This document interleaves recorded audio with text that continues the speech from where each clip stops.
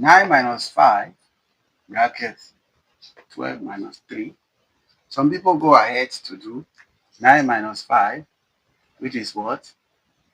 To give us 4 times 12 minus 3 is going to give us what? 9. And they go ahead to do 4 times 9.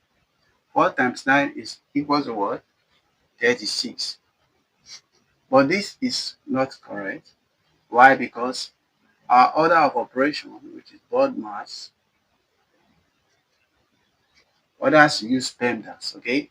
So this is bracket of division, multiplication, addition, and subtraction. And so we have to use this rule from left to right, okay?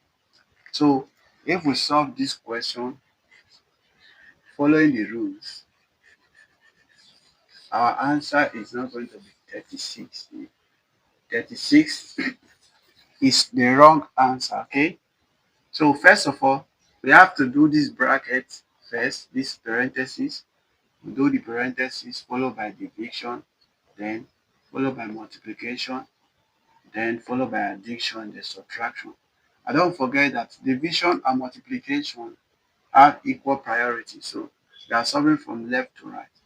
And remember also, if there's um, if a number is close to a parenthesis, you have to multiply the number. So let's put a multiplication sign here. So now let's solve from left to right. First of all, we have to do this parenthesis.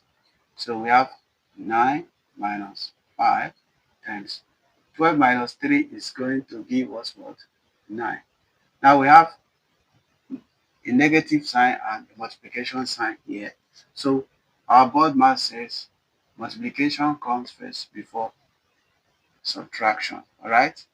So 5 times 9 is going to give us 9 minus 5 times 9 will give us what? 45. So 9 minus 45 is going to give us negative 36.